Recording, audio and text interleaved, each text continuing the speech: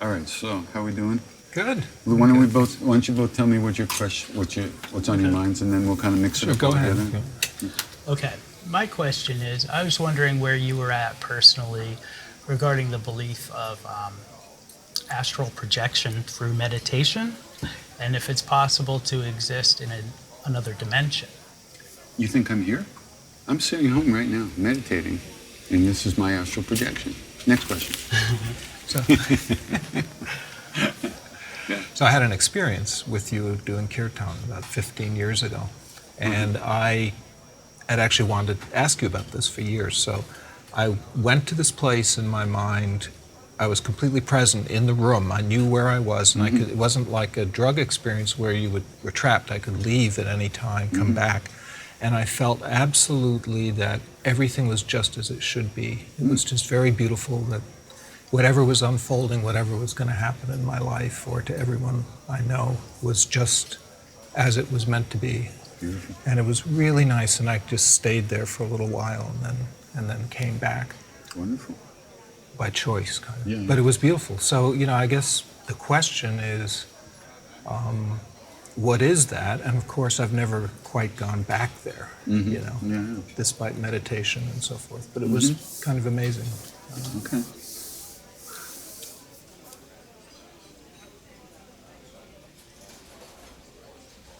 I don't know much about that kind of stuff, I was never much interested in that.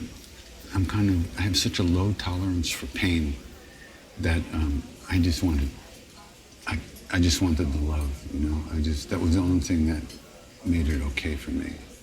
Like what he was just talking about, that feeling of really being home, and not just home, that everywhere was home. It was always going to be like this, and everybody, it's all okay the way it is, everything's on.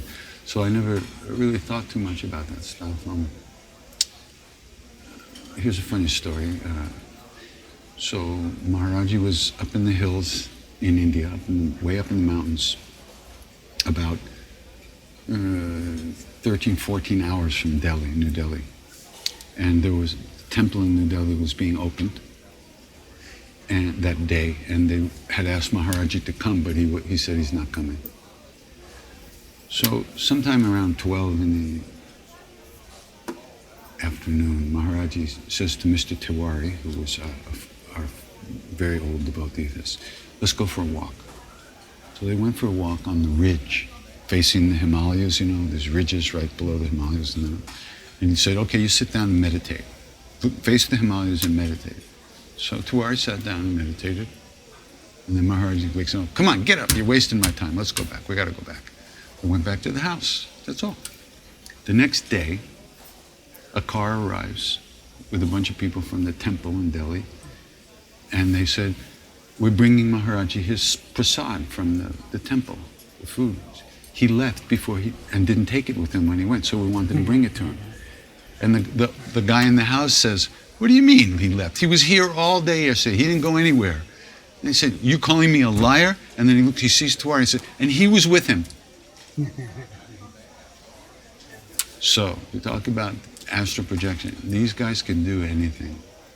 Why they do what they do, in this case, who knows? So, things like that happen. You can have all kinds of experiences once you try to quiet the mind down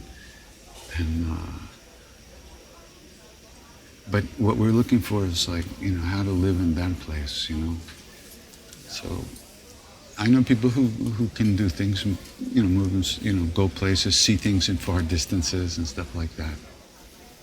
But you can get also very involved with that stuff and forget what life's about, It's like getting lost a little bit. Could be, not everybody, but they always say in India, if you're using your siddhis, your powers, you're finished. But if they just come through you, everything's okay. So if you're heading in this direction and stuff starts happening with you, fine.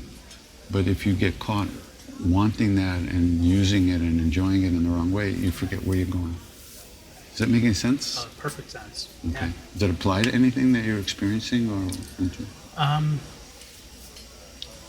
Well, the reason I asked the question is because I practice Vipassana at home in the Bay Area, but I had heard that Maharaji had such skill, and I was just wondering. Not only Maharaji, but anybody who, all these things come with the quieting of the mind or the concentration of the mind. All the siddhis come from being able to place the mind somewhere and keep it there. For depending on how long you can do that, different things open up. And so, but in Maharaji's case, these things just happened. There was no doer. You know, it's a different thing if you're like, it's like what your, let's call it experience, that moment was a gift. You didn't enter into that space with your own will, your personal will, nor can you return there through your personal will. That doesn't mean you won't enter in that, you won't have that anymore. It was given to you as a gift, as a taste of what it feels like. And then now you just have to keep living and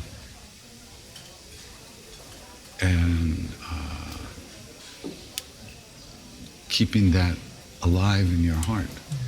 But you can't get there from here, It's like that guy's driving around the country, he starts at this farm with you, and he says, how do I get to, so I can't get there from here, We, with our personal will, we can't manifest these things. They don't happen that way.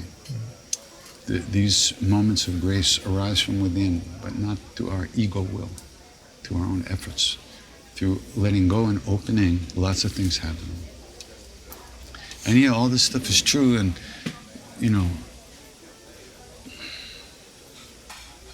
you can, so many things can happen. But like I said, it never really interested me too much. Other people, I know people who like that stuff and play with that, but I just want to be home.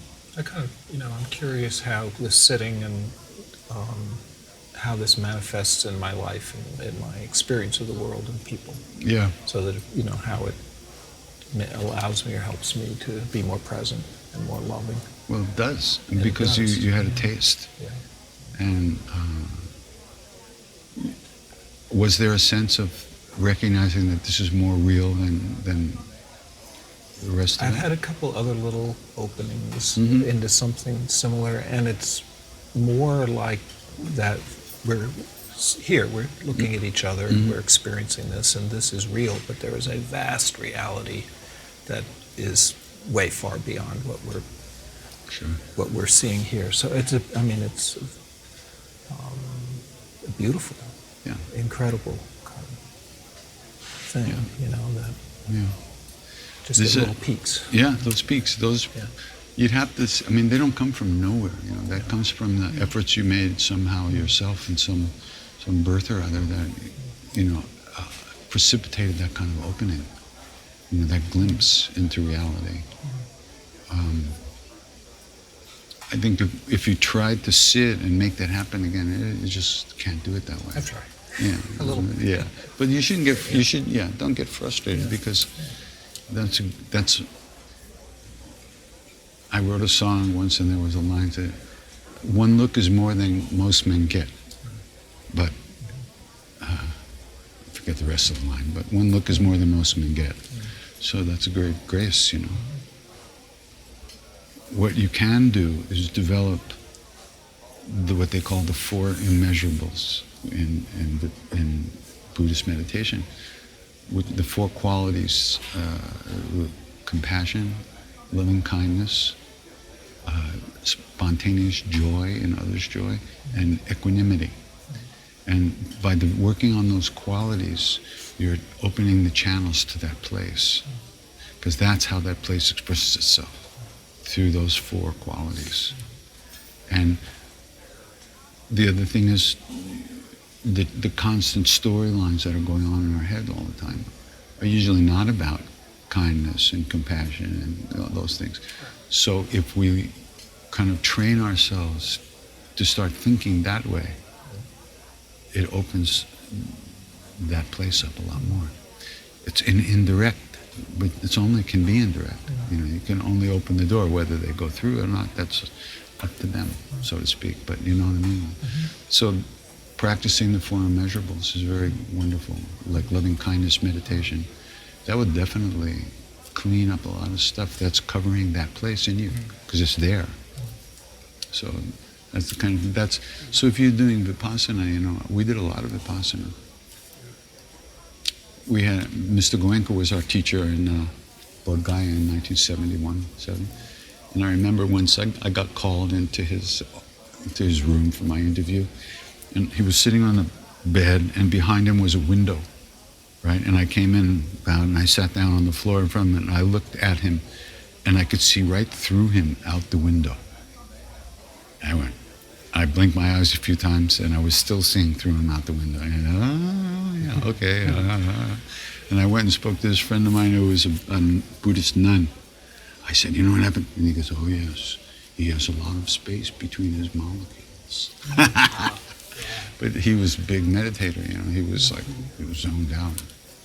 So there's so much out there, you know, but the thing is, if you don't feel good about yourself, it's all like crumbs on the floor that have been swept around too many times.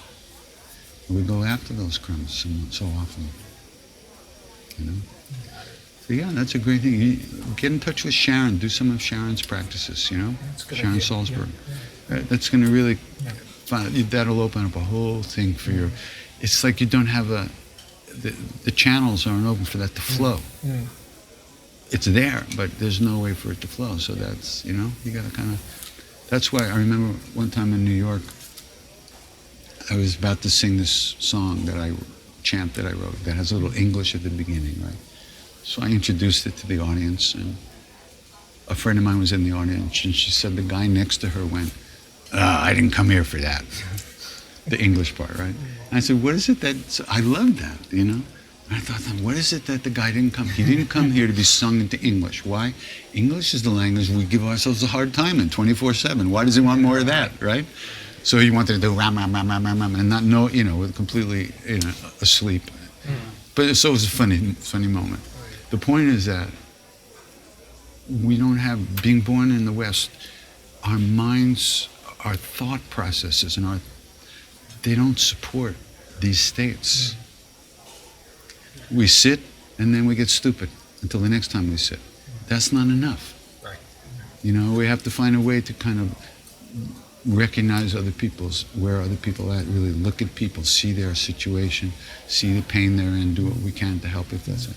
Rather than just like, you know, thinking we're doing our practice when we sit on the mat and the rest of the day is a write-off. And that's where the real practice is, opening that way during the rest of the day. Or so they say. I'm just quoting, you know, everything I've written. It's worth a try. Yeah. Anyway. Thank you. Good? Thank you. Yeah. Good to Thanks see for you. coming. Thank you. California and Long Island, they're both equally far. Take care of yourself. States of mind that are very far away. Be well, and I'll Thank see you. you soon. Okay. Take care. Take care. Thank you. Thanks.